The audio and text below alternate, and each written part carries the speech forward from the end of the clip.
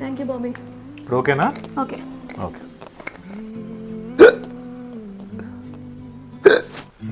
ఎవరు అమ్మాయి?